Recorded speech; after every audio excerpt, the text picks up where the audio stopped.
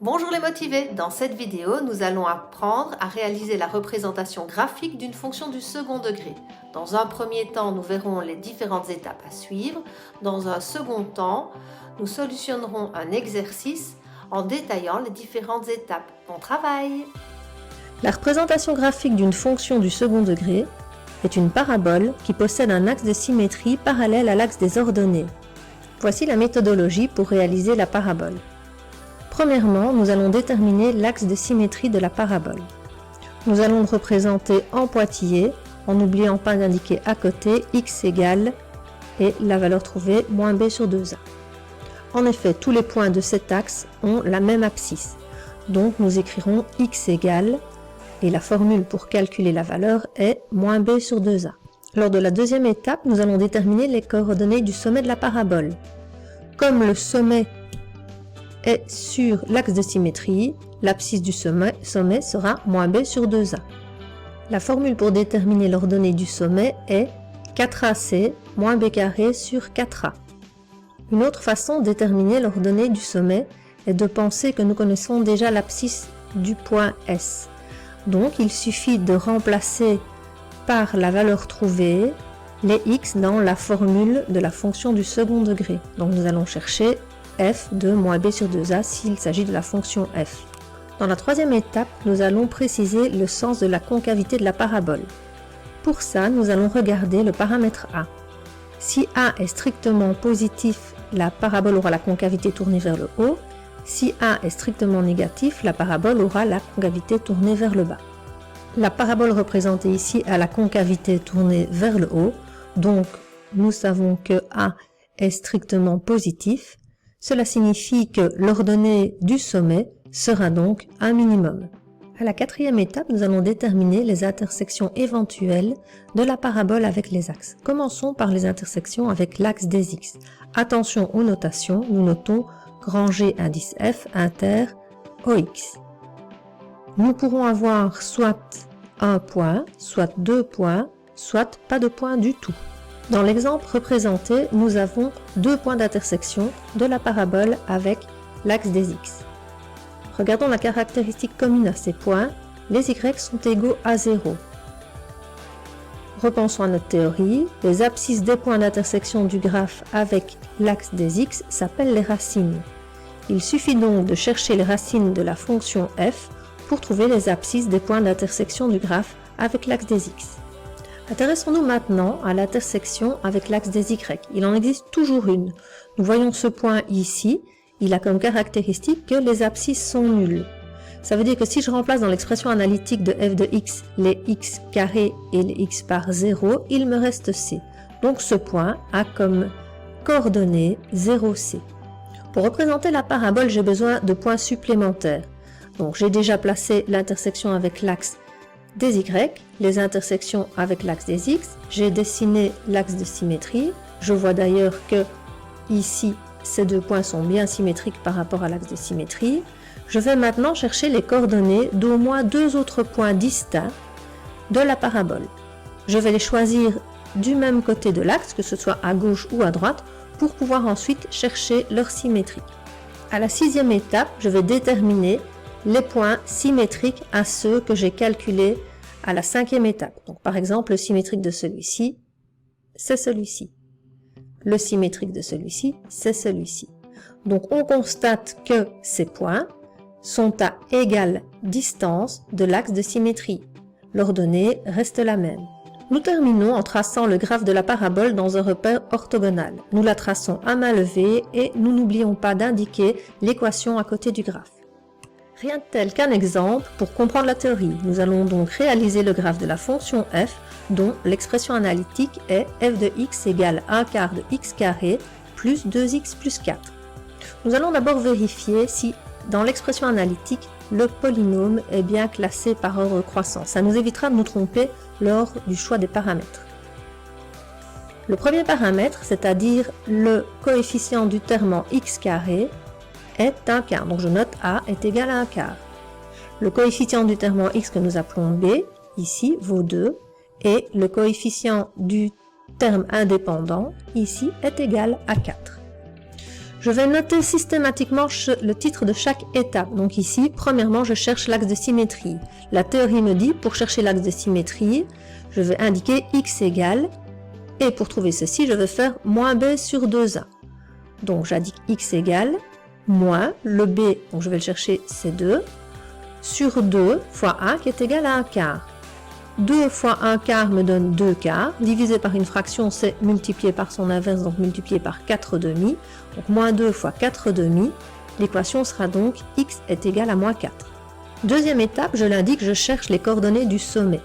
Deux possibilités s'offrent à moi, soit utiliser 4ac moins b carré sur 4a pour déterminer l'ordonnée du sommet, soit d'utiliser f de moins b sur 2a.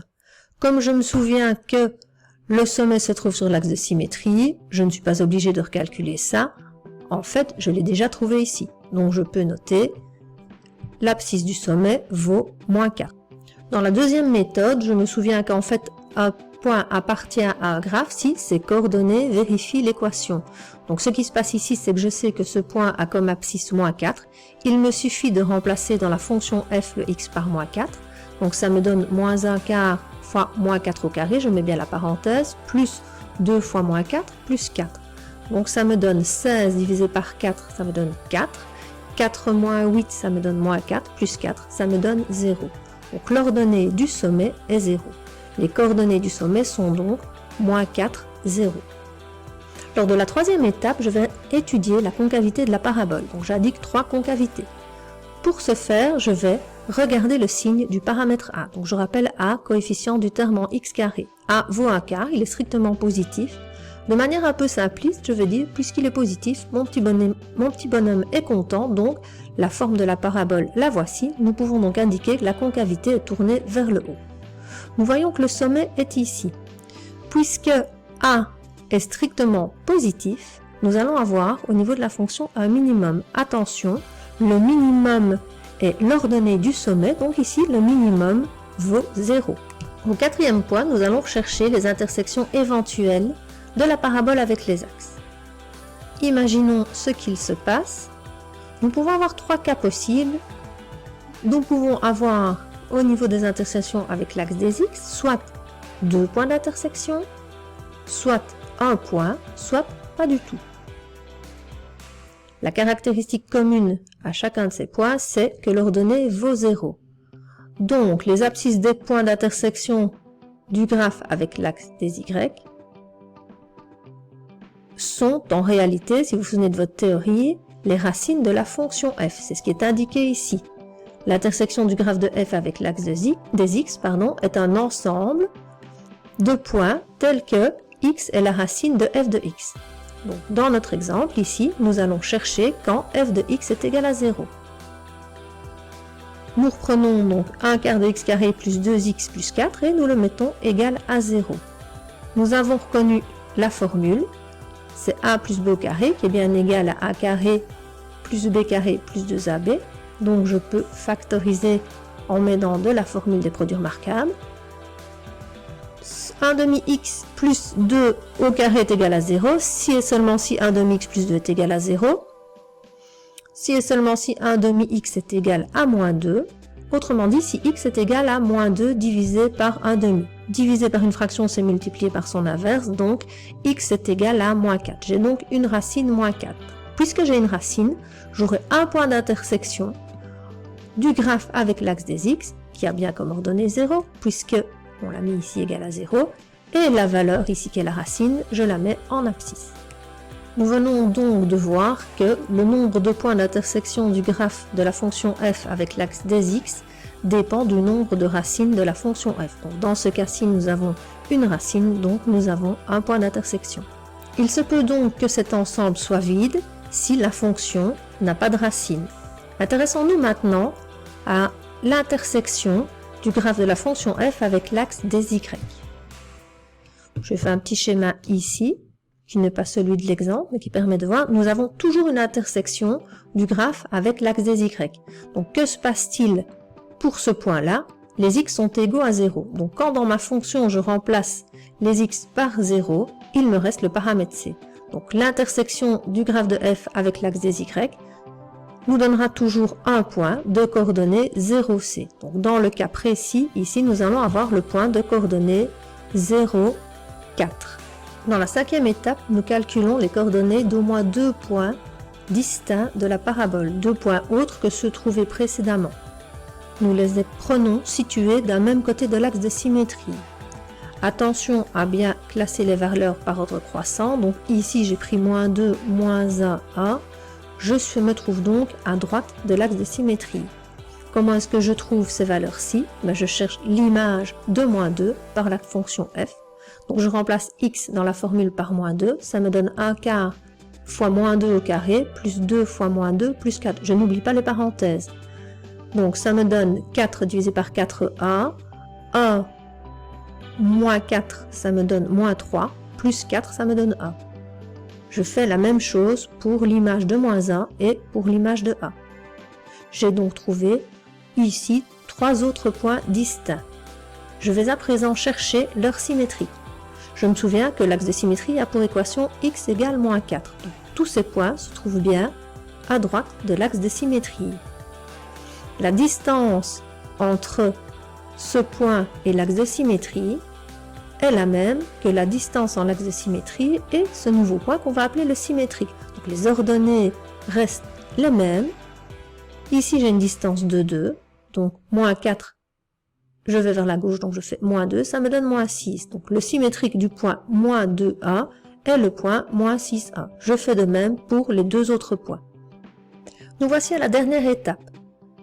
À cette étape, je vais tracer le graphe de la parabole dans un repère orthogonal en indiquant tout ce que j'ai trouvé dans les étapes précédentes. Donc je commence par dessiner en pointillé l'axe de symétrie. Je n'oublie pas d'indiquer à côté son équation x égale -4. Sur cet axe de symétrie, j'indique le sommet et ses coordonnées. Le sommet a donc comme coordonnées -4, 0. Ensuite, j'indique les intersections avec les axes. Ici, c'est la même pour l'axe des x et ici l'intersection avec l'axe des y, c'est 0, 4. Ensuite, je dessine les points supplémentaires que j'ai cherchés et j'indique leur symétrique. Donc celui-ci est symétrique par rapport à celui-là, celui-ci est symétrique par rapport à celui-là. Je n'ai pas su dessiner celui-là parce que j'ai pris un quadrillage trop petit. Je vérifie aussi que j'ai bien marqué mes axes avec la flèche, notant y ici, la flèche ici notant x, et pour terminer, je trace à la main la parabole. Voilà, je le fais jusqu'au bout du quadrillage. La dernière étape est d'indiquer l'équation à côté du graphe, donc y est égal à 1/4 de x carré plus 2x plus 4. Remarquons qu'ici le repère est orthogonal et plus précisément même orthonormé, puisque les unités sont d'égale mesure sur chacun des axes. Ce n'est pas obligatoire, il faut juste un repère orthogonal. Bravo, tu as bien travaillé. À bientôt pour de nouveaux apprentissages.